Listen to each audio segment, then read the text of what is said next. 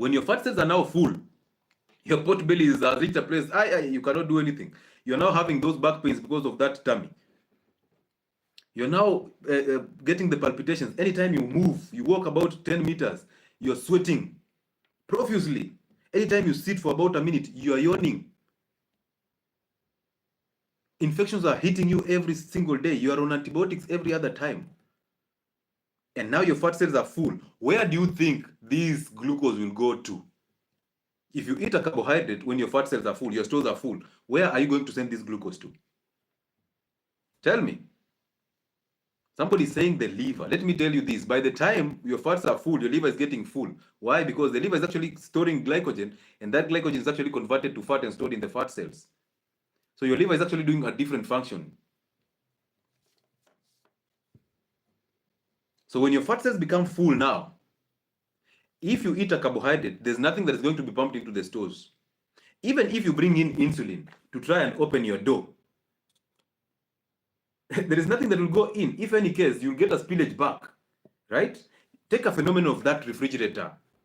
Dr. Jason Fang used that refrigerator phenomenon very well in his book, The Diabetic Code. He said, if you have a refrigerator filled with food, and you still go to the supermarket and do the shopping for food, and you come back and you try to open the doors of your refrigerator to put in new food, yet the refrigerator was full, what will happen?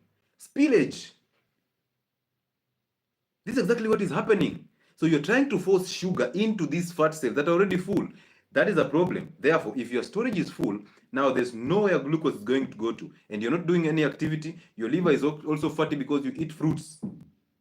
That means that in your blood, glucose will always be going up.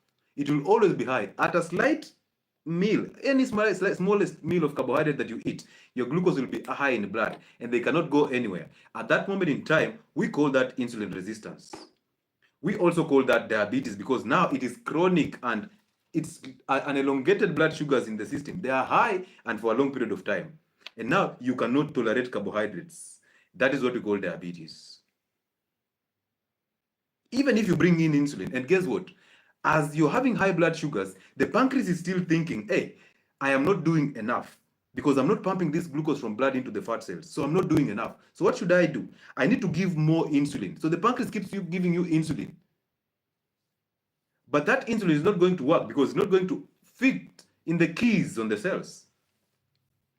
So this state is what we call hyperinsulinemia because you're producing more insulin and in your blood insulin levels are in the sky. But it's also called hyperglycemia. So at a point where you have high insulin and you also have high glucose, that is what we call diabetes type 2. Now, from those statements that I've just made, tell me how we end up diagnosing people with type 1 diabetes when these people have never suffered the consequences of this diabetes. Like, for example, you saw yesterday when that guy was talking about being diagnosed with type 1 diabetes at 28 years.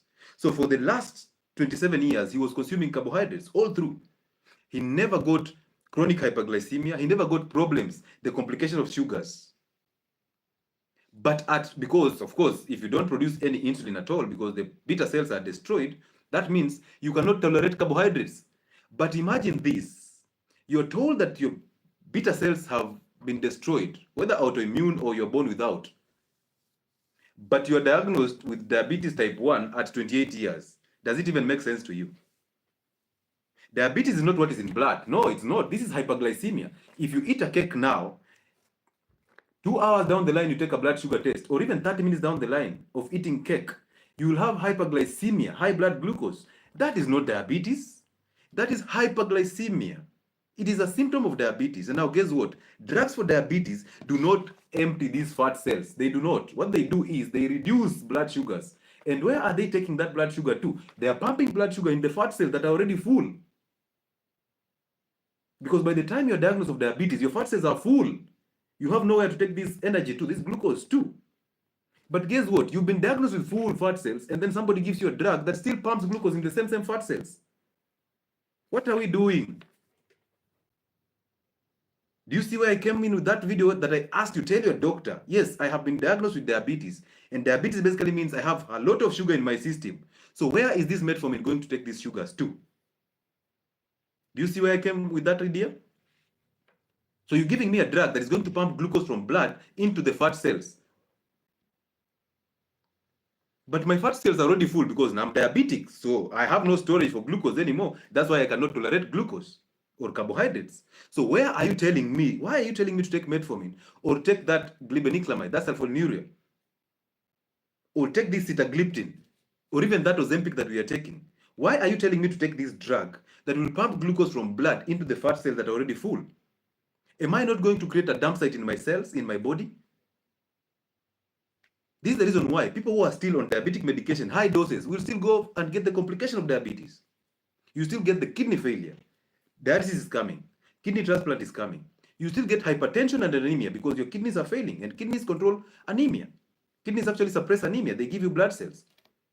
Kidneys control blood pressure. Kidneys control salt balance. This is the time when they start telling you, avoid salt because salt is a problem in hypertension.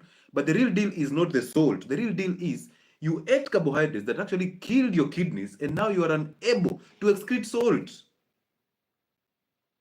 So when they are lying to you to drop salt because salt causes hypertension, tell them, no, sir, tell me to drop bread because bread is sugar, and sugar causes nephropathy, the kidney failure. And now when I have a kidney failure, I'll be unable to excrete salt. So stop lying to me that salt is a problem in hypertension. No, sugar is the problem in hypertension. Because if I have kidneys that are functional, salt will never be a problem. They will excrete it through urine. I mean, I have sweat buds that can actually get salt out of my system. I have tears. I have saliva that can get salt out of my system. So why are you lying to me that salt is a problem in hypertension when you're protecting sugar? Because you're still telling me to eat brown bread, right? So you're feeding me with bread. Look at it this way. In your hospitals, your mother is there sick on a hospital bed. They are given brown bread. They are given milk, which is lactose, carbohydrate. They are given ugali, brown ugali possibly. They are given brown chapati, and then you come with fruits, which is sugars. Now your mother is on that bed taking insulin and normal saline in a drip. And then she's told, or your father is told, to eat at least every after 2 hours.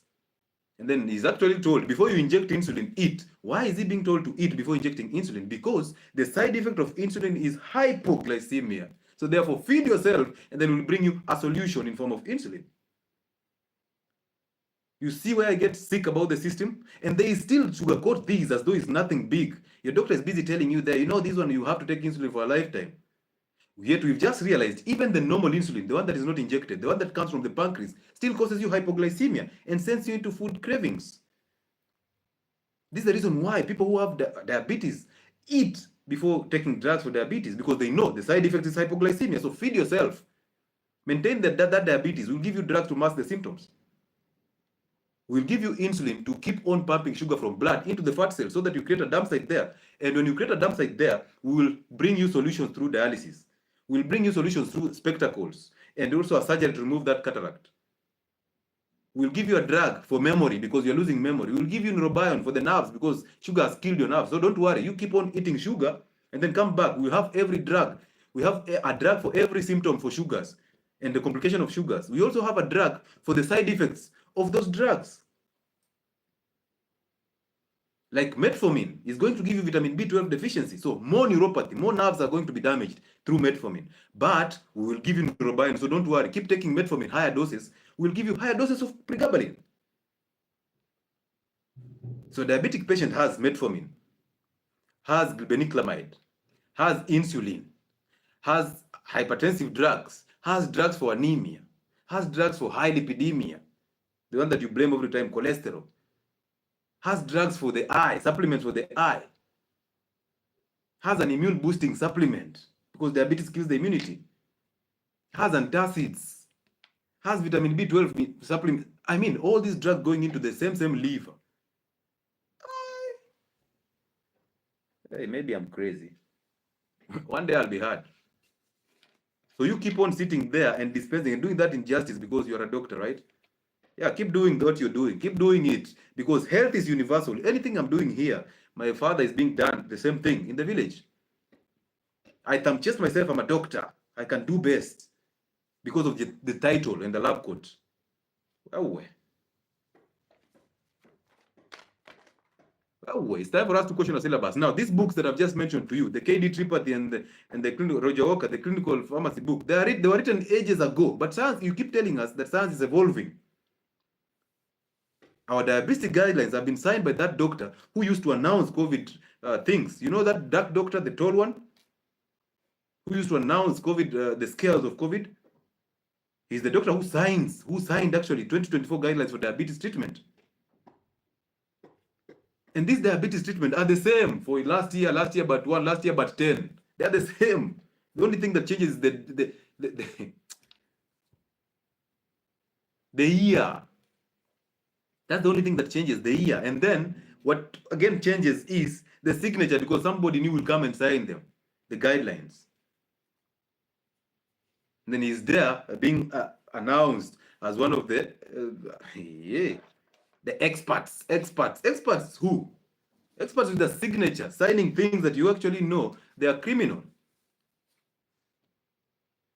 It's the year that changes, nothing changes, but they will tell you science is evolving. So science is evolving, but your syllabus is the same. Science is evolving.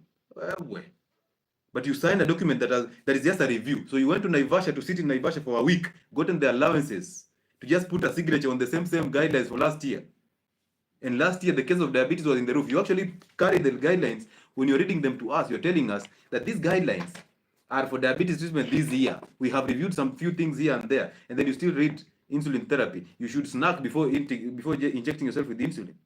So as I tell you, today I just posted a video, a photo of a diabetic foot in my Telegram channel on my platforms, YouTube, Telegram, Facebook, and what else?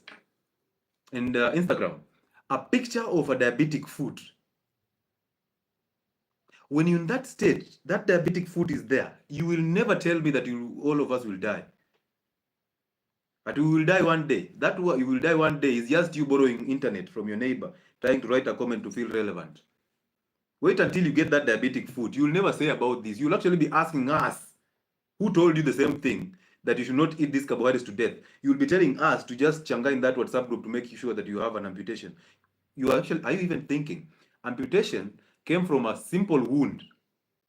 A simple wound brought about a whole amputation. Now, we have a small wound, and then we cut off your leg. Instead of fixing the blood sugars so that your wound heals naturally, we cut off your leg to create a bigger wound. You have a small prick on your leg that is an ulcer. And because you have diabetes, immune cells supply towards that wound is limited. Red blood cells, nutrients, and oxygen towards that wound is limited. So therefore, the wound will take a lot of time before healing. And then, instead of us fixing this wound through telling you to drop the sugars, we rather give you sugars to continue eating the brown bread. And then this wound keeps on opening up. And then your doctor tells the nurse to clean that wound using sugar, which is honey. Because natural sugar can actually act as an antibiotic or an antibacterial agent. So you actually treat sugar with sugar, right? And then that wound keeps on growing and growing. And now we say, we're not okay with this one. We are tired. So what do we do? Let's cut that leg. Now you cut that leg and you open up a bigger wound. How is this wound going to heal? Are you crazy? Daktari, diabetologist. You cut off that leg. Now you've created a bigger wound, which is even hard to manage. And then these people, because you told them diabetes is a lifetime condition and you'll die from diabetes, when they die, nobody comes for you. Nobody comes after you, Daktari. You've chopped off a leg. You've chopped off a leg. And you've created a bigger wound than the one that we had in the beginning. So go on my Telegram and look at that foot, that diabetic foot. You will even feel the ache. You get nauseated. Because this wound looks so bad. But as I tell you now, start fixing your diets now. You're waiting to get to diabetic foot so that you start fixing your problems. Ask those people who their fathers, their mothers, and their people have suffered that diabetic foot. It is crazy. It is draining financially. It is draining physically and emotionally. And by the time they are dying with that same amputated foot, they have seen it all. They have seen hell on earth. Their people are left in hell because they are left with nothing. Look at cancer. So you cut a leg to create a wound so that I can keep on coming to your hospital for dressing. And you think hospitals are here to change your life? My friends, diabetes is not a joke. And listen, how much research is being pumped in diabetes and hypertension and cancer, and the cases are still going up. I expected, if there is so much research being pumped in these institutions that do this research, the cases are supposed to go down. How much are we pumping in diabetic research? How much are we pumping in cancer research and medication for cancer? But look at the figures. They are directly inverse. The cases are going up as we take the research up. So what are we doing?